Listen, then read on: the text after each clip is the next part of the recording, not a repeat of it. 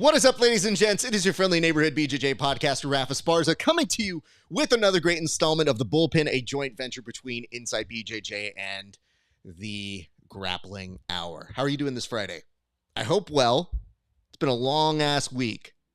After having a holiday, we get all discombobulated. We don't know how to get back to work here in America, is what I'm saying. 4-week work days. Let's do that.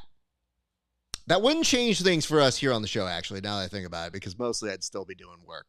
But nonetheless, we are eating good in jiu-jitsu, and some of us better than others if we promote people fast. Nonetheless, why don't we go ahead and say hi to my good friend, one Timothy J. Freeman. Tim, how are you doing, sir? I'm doing great, Raf. Great to be here. Lots of things happen in the world of jiu-jitsu this week. As you've alluded to, it's like I want to talk about it and I don't want to talk about it. But if you see a train wreck on your way home, you got to mention it to your wife when you get home. So we got to talk about it today, but it's great to be here, man. I'm stoked. I'm ready to bang this board.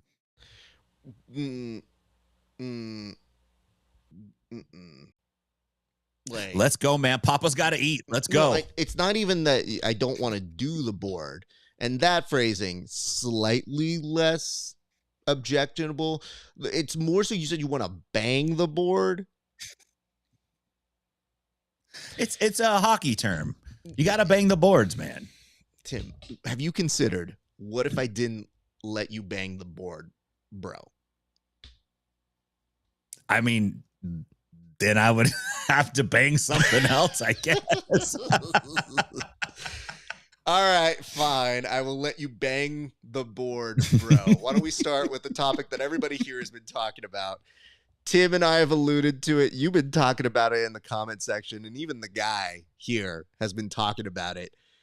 There is a gentleman who has been promoted by the likes of Jake Shields and Lyoto Machida and Mikey Musumeci and Gordon and all of these people, all of the basic amazing jiu-jitsu practitioners have formed together and said that this dude in 3.5 years has bypassed everybody else because he is, as Mikey Musumeci says, a genius.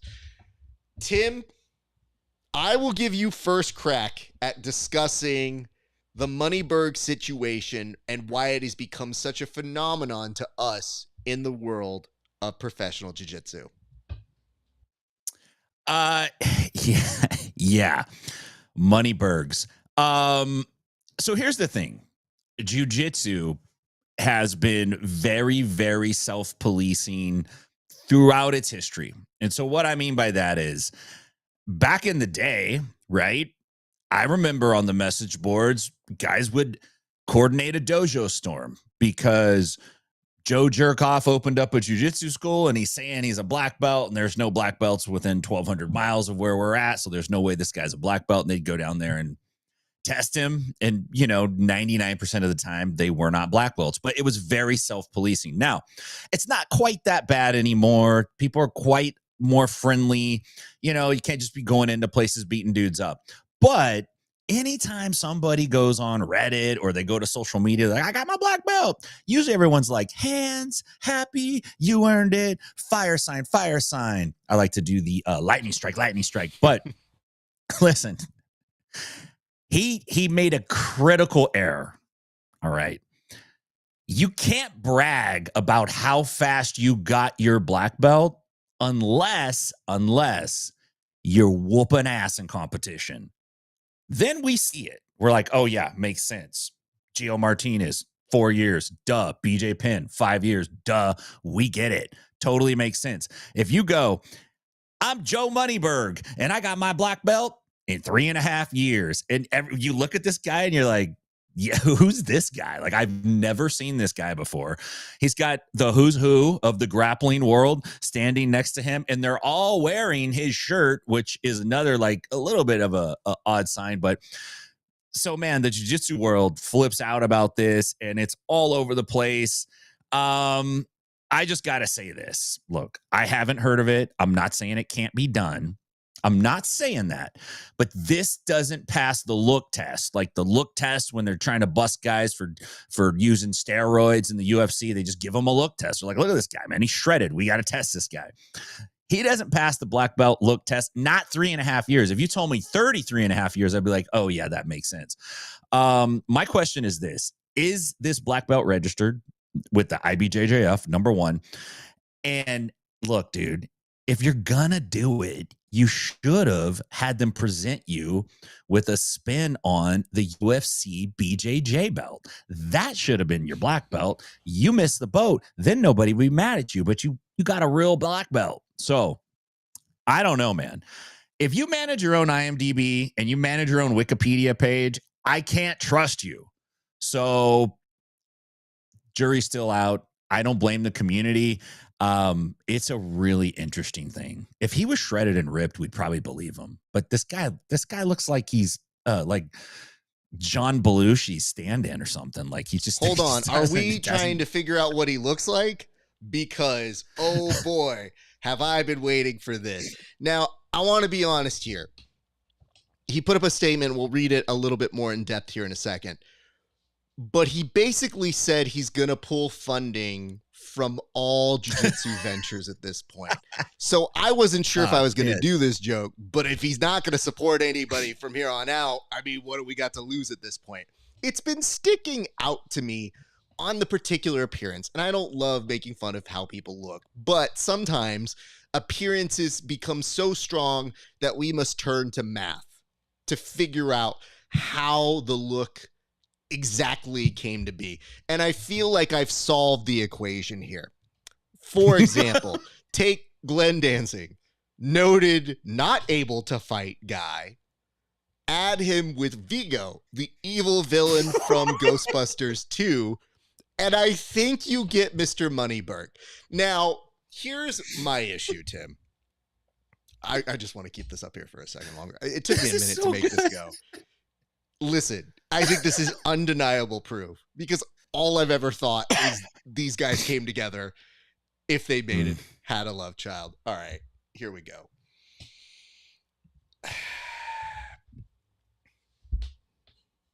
What do you want us to say about this guy? Think about it. If this guy wasn't bragging that he did it in 3.5 years, would we care? If they didn't put a post that said he joins the likes of Kit Dale and Cowterra and all these people who got their black belts super fast, would we care?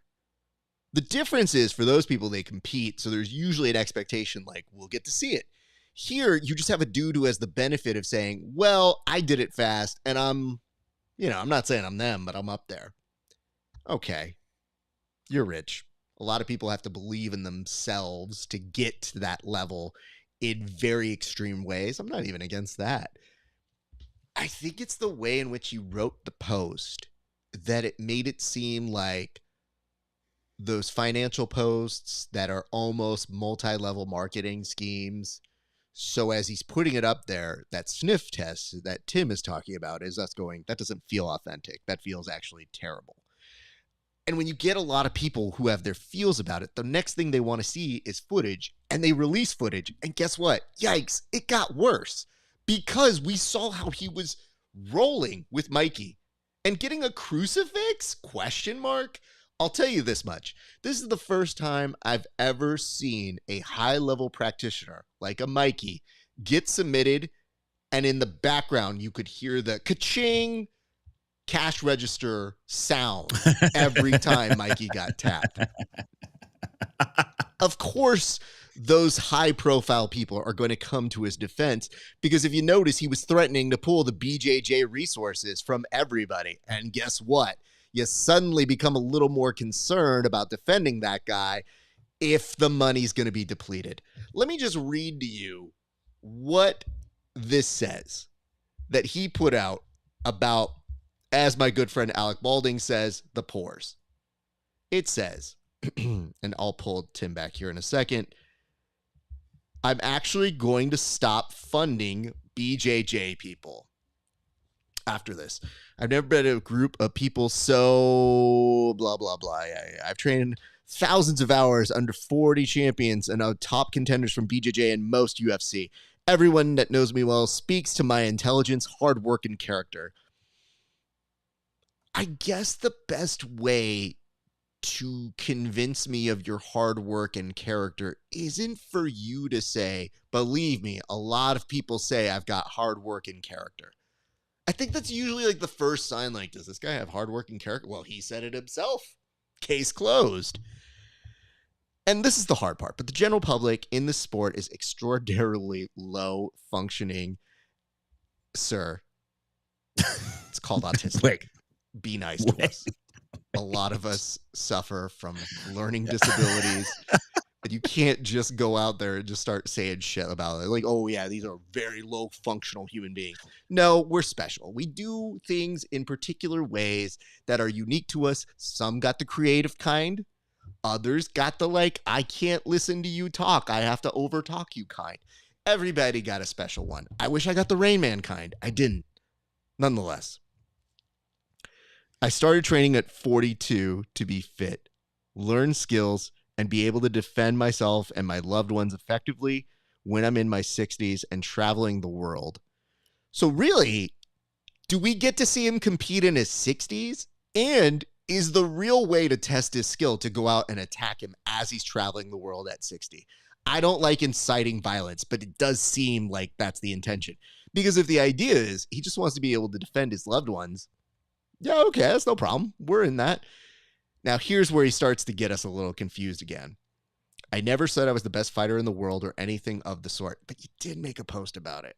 You know what I mean? Like, I got my black belt real quick and I'm real good. Like, you know what I mean?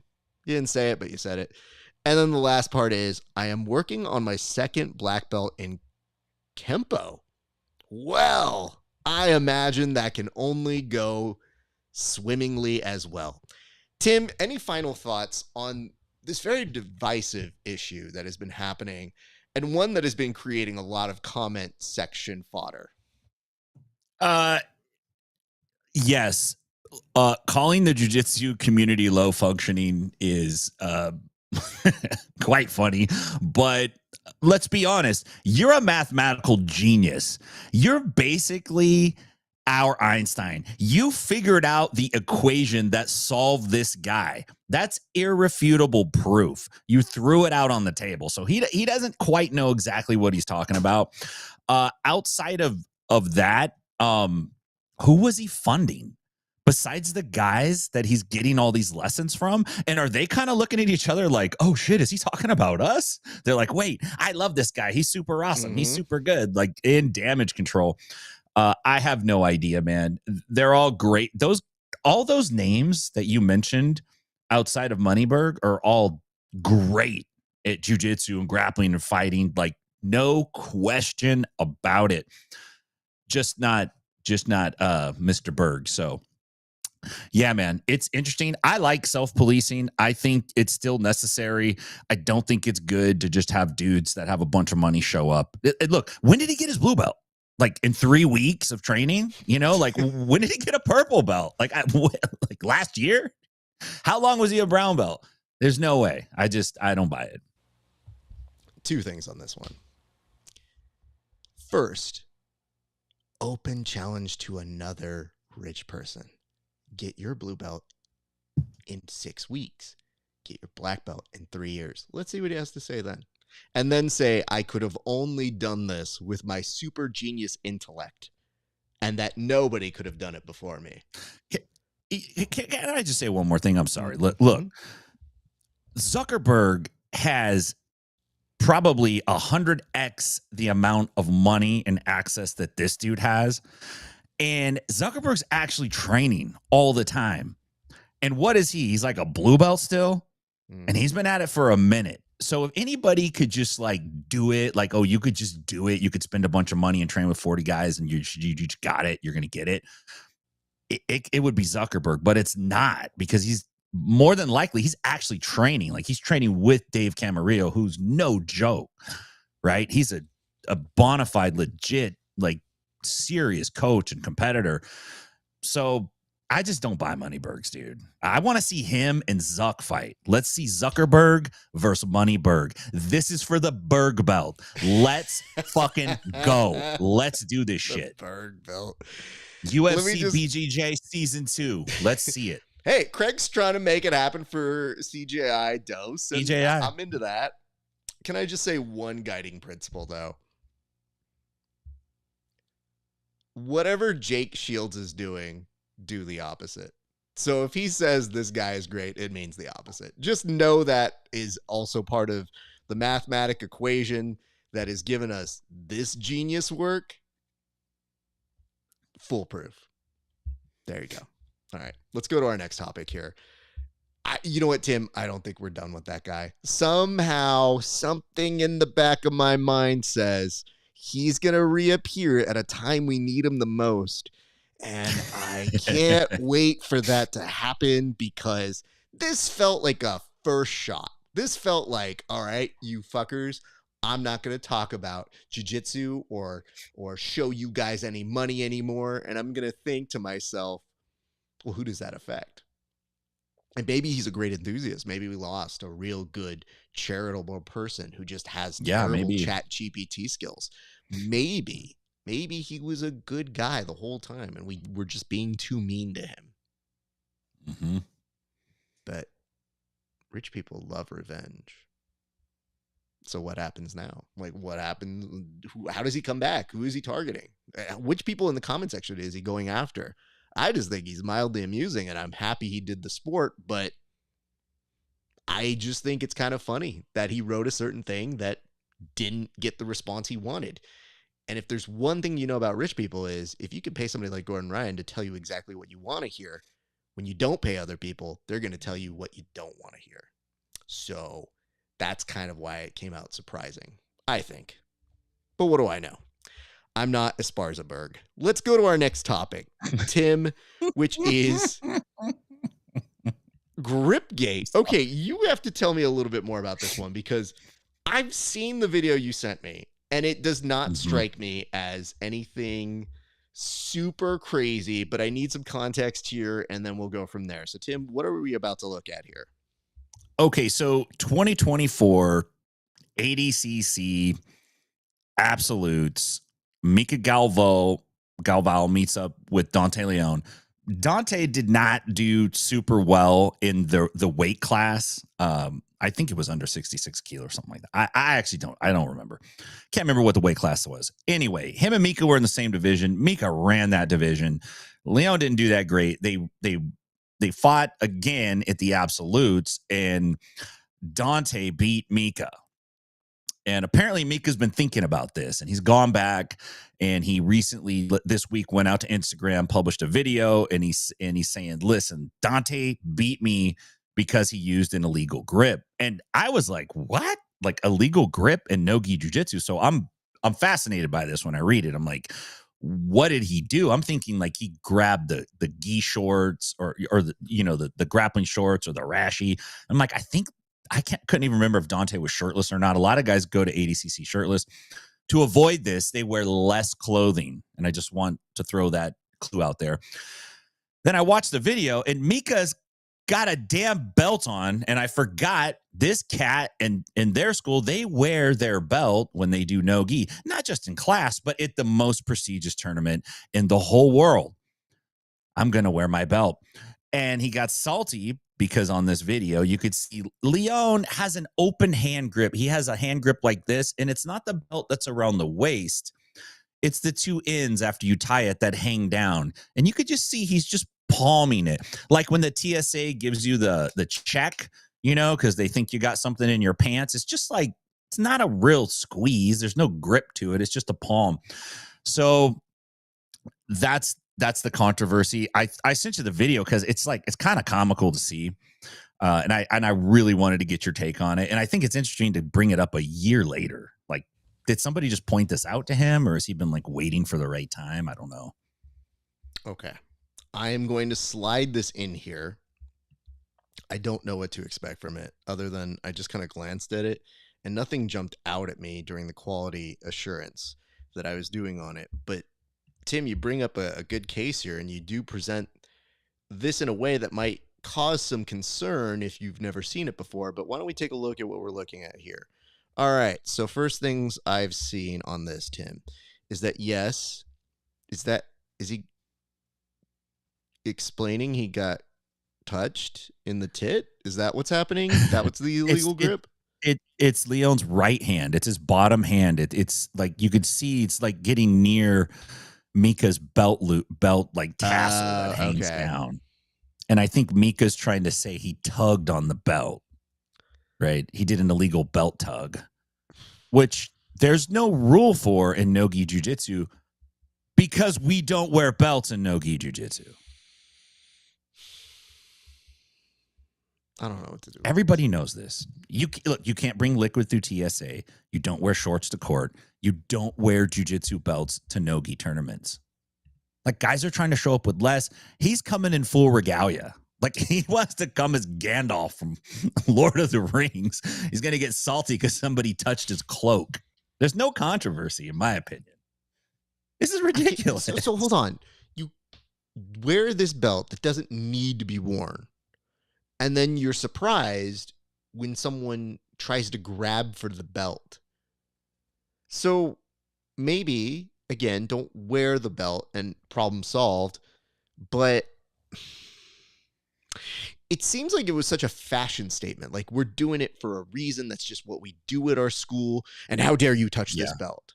Like, it's kind of like weird. when Will Ferrell showed up and he had a bird on his shoulder on Conan. And Conan's like, oh my God, what about this bird? He goes, we're not here to talk about the bird. Like, it's kind of like that in the sense that I want you to give attention to this thing that doesn't need to be on here, because the belt should be holding something up and it's not. At least in gi, it's kind of keeping your shit together, keeping the kimono closed, the gi top closed. It kind of serves a purpose there. What purpose does that belt serve in the no-gi function other than as I am pretending I'm a samurai right now? Because to me, it doesn't need to be part of the uniform. You know what? For a long time, they talked about superheroes in capes and that capes are unnecessary. I argue belts in no-gi training at the highest competitive level arguably are Super Bowl, are Olympics. Not necessary. So they're that. Tim, I agree. Thank you for bringing that to the attention of our group here. Why don't we move on? There was some updates that happened for the PGF. One of the biggest is that, yes, the schedule is now public to everybody. I had a chance to look at a little bit of it, and I had to stop looking at it because there were some really good matches that were announced. But Tim, for your money, just tell us very quickly, what are we looking at here? And we'll do a full breakdown later, but what stood out to you about that actual calendar? The thing that stuck out to me the most in these brackets were just released today. I haven't had a ton of time to go through them either. But what really popped off to me is that they're kicking it off with Jet Thompson, which, you know, I think they are kind of solidifying him as the marquee guy in this tournament, which is really freaking cool to see. You know, like that's actually a really cool thing. So pretty stoked about that. Oh, it looks like they might have changed it already. Holy cow. They did. Damn. Anyway, yeah, there's some great matchups on the card, man. Let me see. Let me look at the first day one. Oh, this is match 26. I'm struggling finding these brackets set up correctly, to be honest with you. Let's see. You know what? We will revisit these at a later time. Yeah, I will tell you this. We unfortunately had one unforeseen circumstance here, which was technology's involvement in the announcement of the calendar. Who knew it was going to switch a little bit on us? But I guess what we can tell you is, yes, having Jet Thompson start. BMAC was on our show the other day, and he said he learned this from Eddie Bravo, which is you make your top star go first because people have expectations. They want to see that person. And that first match with Jet Thompson, it's fire. Like, it is super good to see. So I'm excited to see these prospects go up. But I would ask you this, though, Tim. If you get a chance, you might want to look at day 2 and just skim through it, because the note that we had from BMAC was that's going to be Rivals Day. Like, that's grudge match day. So, oh, interesting. It's going to be really intense to watch that day go through. So I'm very excited for these things. But did you see any other thing that jumped out at you? Yeah, I actually did. Christos Papadelos and Dominic Lobo are match 5. And look, Christos already made a statement, a very long, elaborate statement, but this guy's great at jiu-jitsu and he's constantly getting better. And Lobo's coming in with a chip on his shoulder. So I'm like really stoked to see what happens in that match. I think that's going to be a real interesting match to watch out for. Who else? I'm going to check day 2, man. I really like, Papadelos and Jet Thompson, Elmore and Molina. This is some really good matchups, man. Now I'm getting hungry. This is dope. Well, that's very nice. Oh, Mike John. Nice. Okay. We're going to cut it off here and bring a full analysis on our Tuesday show. And in case you guys didn't know, we are doing Tuesday shows for PGF-centric news. So we'll get some more information to you on our upcoming episode this Tuesday. Be sure to check out your listings for when that goes up. But we're going to move on to our next topic, which is who's number 129. It does look like that's going to be an intense week, Tim. Who's number 1 looks like it's the same week as the upcoming UFC BJJ date and the second week of the PGF. So we're going to be eating pretty well. But what did you notice about the schedule and the list of opponents for the upcoming who's number 1? So it's going to be in Miami, Florida. I just chatted with Ben last night from Flow Grappling, just briefly. He's like, come down to Miami, watch it. I'm like, yeah, let me drive down there. Let's see. Kit Dale versus Wagner Rocha is the main event. And that's an interesting main event because Wagner's got a particular style that he really doesn't deviate from. And Kit Dale's got like his own kind of sauce too. So this is either going to turn out to be really entertaining or it's going to be like a snooze fest, right? I'm still interested in seeing it.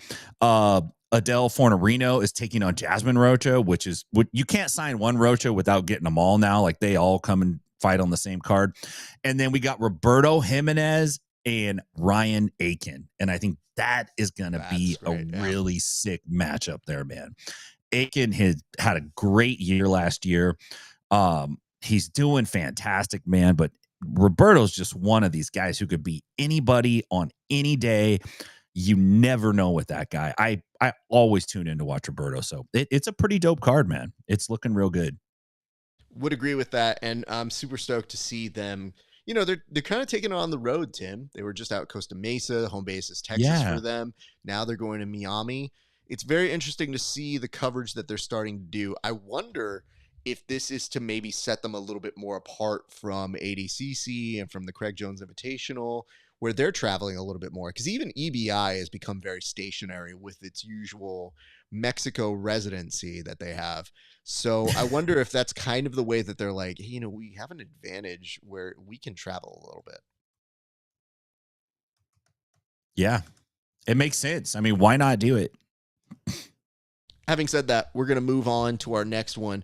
And I thought this was great. You actually brought up a very good point, which is that the Real American Freestyle Federation, I guess is what we want to call it, the RAFF. I'm going to add one more just because I don't want to be too associated with it. They've made some interesting talent purchases. It looks like the Bischoff and Hulk Hogan backed organization just signed some major talent, the least of which, in terms of being surprising, is that they signed Chael Sonnen to be one of the commentators, which is a pretty big get. But then they also announced that Bo Nickel, who has been very busy with his UFC career, is going to be one of the wrestling participants. So what can you tell us about this latest update for that organization, Tim? Yeah, so they announced that Bo Nickel is set to compete at the inaugural Real American Freestyle event on August 30th in Cleveland, and he's going to be facing Jacob Cardenas. Look, I think they had to go out and get somebody because they lost Snyder, right? He got caught up in whatever that legal issue was, and he was the main name. He was the big guy, and so they had to get somebody else. Nickel's got a big name.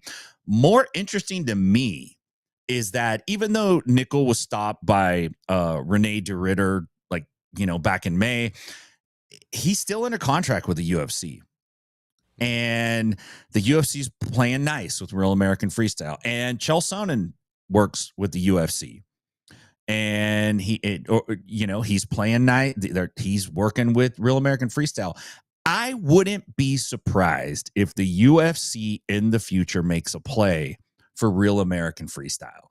The reason being is they're developing a talent infrastructure to bring guys in so they can pull dudes in that can potentially one day be in the UFC. So that's why they're pulling in jiu-jitsu guys, not because they love jiu-jitsu. It's because they're looking for talent, man. You need talent to fight on these huge cards and make billions of dollars. And this is just another avenue to get it. So I wouldn't be shocked. I want to watch this, man. I'm just interested. Anything that Hogan and Bischoff are doing, I'm going to at least watch once. Unless it's like a sex tape, because I already saw that one of Hulk Hogan. And to be honest, that ruined my childhood. So kind of not necessary. Not everything they do. What am I supposed to say? Okay. Did you not see the TNA organization when Hogan was there? And now they're coming out to say that back in like the late 2000s, 2010s, that Hogan didn't actually have creative control. But one of the first things you heard was that Hogan said, oh, the 6 ring side thing, let's get rid of that. That was like TNA's signature. And so they tried doing this whole rebranding, and all of Bischoff and Hogan's ideas just went to shit. And I have to tell you, Bischoff has experience as an executive. Back in 1997, things have changed dramatically. And now he's become more of a personality, like somebody who critiques on it and has a place of authority because he's one of the only people who beat the WWE for 83 weeks. How do I know that? He has a podcast called 83 Weeks. So it tells you the name and the significance behind it all together in one. So it's not that he doesn't have merit with it. My concern is this. Tim, how many tickets do you think this thing has sold? 200. Actually, I can tell you it's doing better than you think. The last Real American Freestyle update was on July 9th. And at that, I can tell you 457 tickets have been distributed. The current available setup is 3,882. So when you say that the UFC needs to consider bringing it in, I don't think they want that baggage. Don't be surprised if UFC pulls the same thing that they did with jiu-jitsu, where they just go, we're just going to call it UFC BJJ. I'm just kidding. UFC wrestling. Ta-da. Here you go. Or Real American UFC, which actually, damn, I'm really good at this, Tim. But the thing that I see here from this is you have to ask yourself, why isn't it selling? Because those are some good names. That's good talent. It's $39.60. I've seen people like Yanni and all these other people that I go, man, the talent's not bad. And wrestling does do a good job for like the collegiate levels of getting people hyped and interested. I'm just wondering if they're still in the learning phases of how to create it as an entertainment product. Because I'll tell you this, them not selling out more than 500 tickets with 2 established names that have done big business in TV tells you everything you need to know about how the business has changed structurally. And it makes you wonder what the association of a Bischoff or a Hogan really does for this organization. So having said all of that, I won't be surprised if they comp more tickets, if they really spend heavy, and it depends on how long they want to open their pocketbooks up for this one. But I am slightly intrigued by the talent. I'll be interested to see how they do the creative in terms of the video packages and the actual execution of the live broadcast. I'm tentatively nervous on this one, Tim, and I will just tell you that up front because it sounds like, damn, you would think that would have done better, especially in Ohio. Like, what else do they have going on in Ohio? If people in Ohio aren't even buying tickets because they have nothing better to do, yikes. So nonetheless, good luck to them. But there was a lot of chatter online for Bo and saying like, well, I guess he's done with the UFC. And I don't think that's necessarily true. But I got to be honest with you guys. if I got hurt and went down and fall down, go boom, I might take some time off too. That doesn't look like a Yeah. fun gig when you don't win. Nonetheless, we go up to some CJI dose sort of updates. Tim, there was a big switcheroo that happened. And no, I'm not talking about the Taylor Pillman. Tyler Pearman. Tyler Pearman. He's come on the show and he's a friend, but I feel like his name is wrong. He told me how to pronounce yeah, that happens it every once in like, a while. yeah, I don't like that.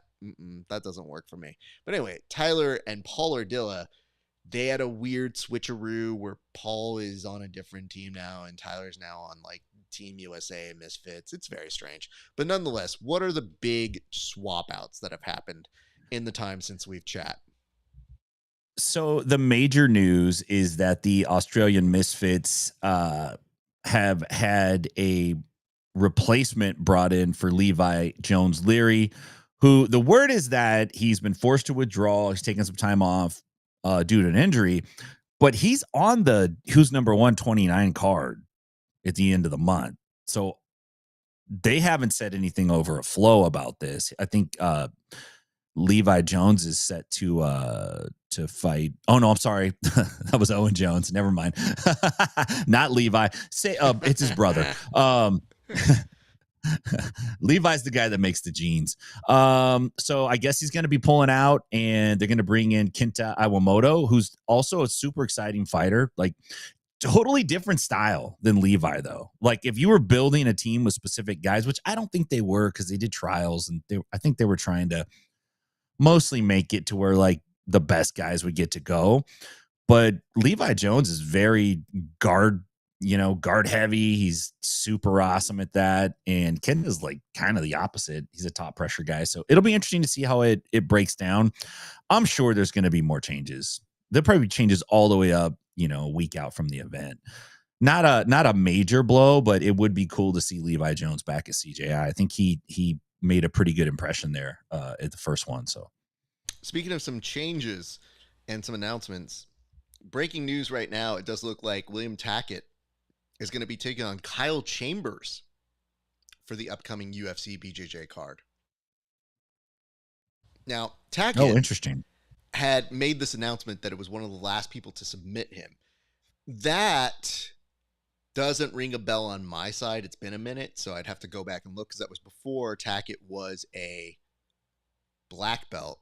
But when he announced that, I was looking up. I was like, who submitted him? It's taking me a minute. And Kyle Chambers, another friend of the show, I saw that he had it, and his mom actually reached out. He's like, did you see? And I was like, I did. It looked great. I sent him a note. I didn't know they were going to pair them together. That is an interesting match. I don't know how I fall on it. I'm happy for both of them to get their shot in the UFC.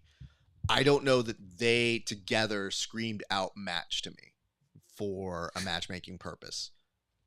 Yeah, that is a little surprising. You're right. Like when one of the athletes goes, it's somebody who beat me and and everyone can't figure out who it is, then it's kind of like, what? But it should be exciting. They're both exciting fighters. So. And as I mentioned, both are friends of the show, so we will be incredibly neutral. And it looks like they recently had a match at ADCC, and it was a ADCC Trials. It was at West Coast Trials. And I don't think this is where you're going to see... It was Andrew Tackett that took on Chambers, so it was his brother, actually, that went up against him there. I think that's fascinating. So is it... Yeah, it's going to take me a minute to figure this out. Huh. There's also an article that says 21 plus ways to defend no-gi attacks with Kyle Chambers from Jiu-Jitsu X, which totally eluded me when it came out. But good to know, because that dude continues to threaten me. Nonetheless, Tim, I think it's time to talk about this week's low light highlight of the week. What is the fight you have on hand for us? Tell us a little bit about what we're about to see. Okay, so you may have seen this fight. It blew up since I screen capped it. There's a lot of fighting going on the golf course. We've already have featured a golf course fight. it just goes to show you that fighting really is the ultimate sport when people just in the middle of their sport quit it and start doing another sport. Nobody's playing basketball and then just goes like, you know what, let's golf right now. And they just start golfing. But you'll see people playing basketball who will go, let's fight right now. Or people who are golfing will go, let's fight right now. It's the ultimate competition. And a couple gentlemen square up. There's a lot of posturing. And there is some, this guy turns out to be a professional hockey player, an ex one who I guess was like an enforcer. He could have been the world's greatest garbage man or doorman as well. Though I've never seen a guy pick up another man and throw him as far and as hard as he threw this guy. Not once, but twice. Hold on. Oh boy. I want to put your fight on, but there's more breaking news. Ooh, let's hear it. All right. I'm watching this video, everybody. Moneyberg put out a video. He's never going to give us money now, Raf. Tim, what did I just say at the top of this show? Didn't I say, like, he's going to come back? It's not one of those, oh, you won't see the last of me. It's saying this. I'm here with the homie Gilbert Burns, 7-time national champion of Brazil, 3-time world champion, hero of Brazil and the United States alike. We're going to do a live training on Wednesday, July 16th on that web training. We're going to go over what I call the 10 commandments of wealth, the 10 things that you must do if you want to create significant wealth in your lifetime. You're going to have to outperform your peers, but the good news is this competition's never been weaker than what is today. Oh, God, it's not an actual thing. It's just he's trying. He's marketing, man. This guy might be a genius. Here's some good news. It didn't look like he pulled everybody's wealth yet from BJJ, but they're doing it at 3 p.m. this Wednesday, and there is a moment where Burns does look like he's being held hostage. I don't have enough time to really screen. You know what? While this fight is playing, Tim, I'm 100% going to bring this on. You can tell me if this man doesn't look like he's being held hostage. But nonetheless, let's get to this fight that you brought up, because this fight is good. I'm excited about it. But I had to put that up there first. So let's see what you brought for us this week, Tim. So golf dude here in the khakis is doing a lot of yelling and posturing at another dude. I guess he took like 20 minutes to play his hole. He's screaming. A lot of posturing, and then he charges at old boy, and then old boy takes him and literally runs him into the river, just into the drink. And his buddy's like, "Why'd you do that, man? You didn't have to do that." Now here he comes, like the swamp creature rises again, and this is where he messes up. Hockey jersey grab, boom. Except we ain't on skates. Old boy tries to run over. He gets shucked off. He's like, I don't want none. Then dude comes back with hands down, shanked again, shanked again, shanked again. Now pushes him down. Now he's going to take out the trash. Watch this. He still hasn't had enough. I got one more in me. Launched. Oh, airborne. Now his buddy's like, I'm calling the fight off. That's it. You know, that was kind of cute. I like that one. Let me give you my take on it. First of all, things are not going well with Taylor Swift and the Chiefs for this guy. But he's definitely in his feels about what he needs to do. And what I love about this right now is, Tim, you can see in the background, Purple Dude is so over this shit. Purple Dude, I'm sorry, Tim, I realize is colorblind. It's been an issue for the past couple weeks. Purple Dude in the background has like the Joker getup, but for golf. And they kind of color coordinated if you really think about it. Now, this is a lot of I see red and I beat people up and you don't. Now, Tim, did he get dumped in that little water hazard there? Yes. Okay. I find it admirable that you could be dumped and then crawl on all fours to make your way back into a fight, because that takes a lot of sucking up pride as a man to get back in there and say, you know what? You did hurt me. I ain't hear no bell. I ain't no bitch. Comes back in, and then guess what? Says, I'm going to get straight in your face. Now, here's where self-defense has to happen. If another man is grabbing your shirt, at least break the grips. This is something you would know if you train gi. You don't just let this, like, look at how long he has to grab these grips. Literally, 1, 2, 3, bam, 4, 5, and gets what he needs from it. Having said that, I'm going to teach all my students this a little bit later. I love that he basically comes over, and JJ Watt over here is beating the shit out of Kelsey. Now, he's going to do it again. He did it once. He's going to do it again. He pulls him back. And I have to say, the yo-yo of this is impressive because, Tim, it takes a lot to be able to grab somebody like this and go, stop hitting yourself. Stop hitting yourself. Stop hitting yourself. Like, it's impressive. It's a lot of coordination that I actually have an appreciation for. But let's get to the end of this fight. I love the pushing away of, no, don't. He's just a boy. Ah! He knocked his hat off. Boom, boom, boom. This is basically the Happy Gilmore fight. This is 100% how Bob Barker beat up Happy Gilmore in that movie. Watch. Ding. Overhand right, overhand right, overhand right. Drops him down, says the price is wrong, bitch. And then, that's what we get from here. I love the shouting that happens. Like, it's trying to tell him to stay down, and he won't. And he grabs the shirt again. This is his signature move. If you don't learn it once, twice, thrice, shame on you. That's really what it is.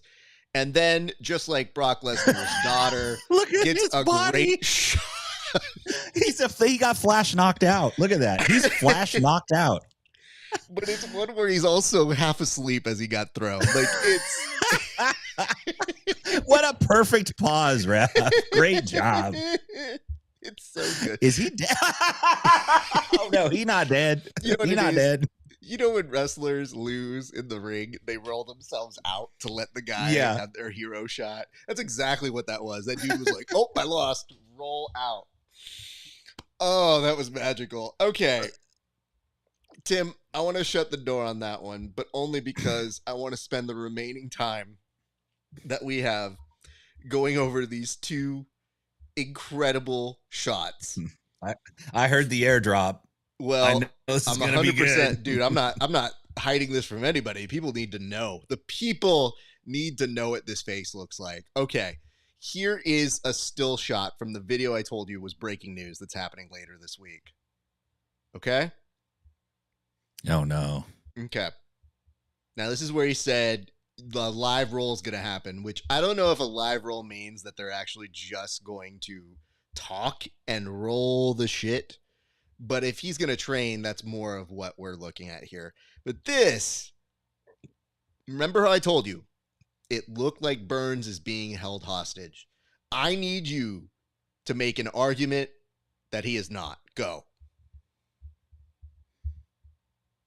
Oh, he just ate because this guy's no longer supporting jiu-jitsu.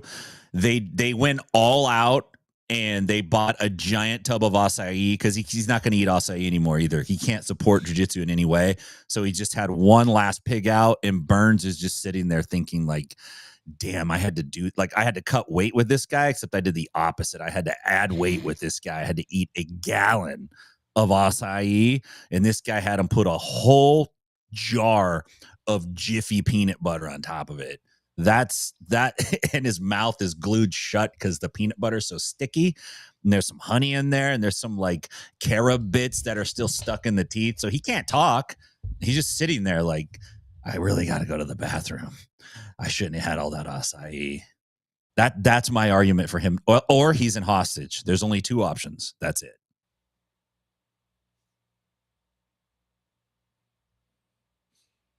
That's how he looked. I think I recreated it. It was mostly just him.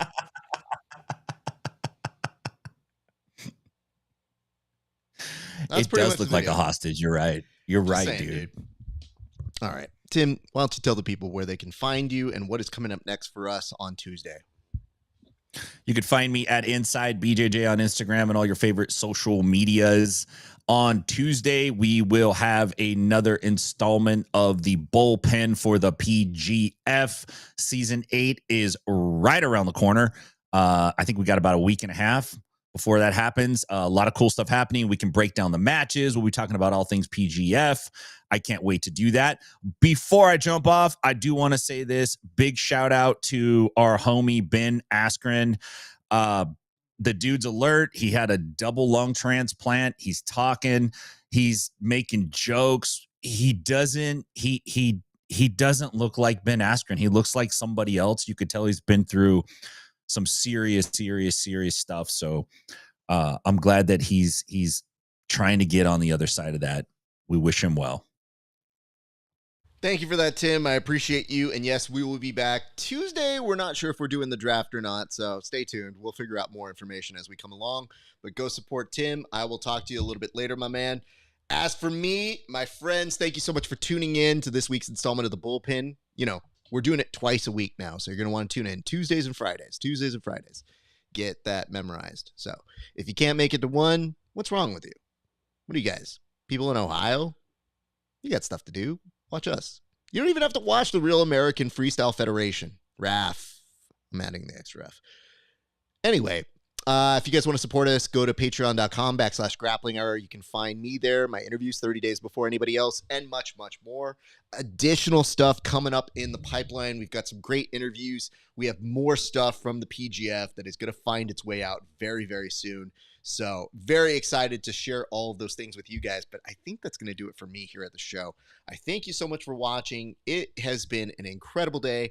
And we will see you guys back here on Tuesday. Tuesday morning, we will have another broadcast for you. But until then, it's been a great day for grappling. We'll see you back on the mats.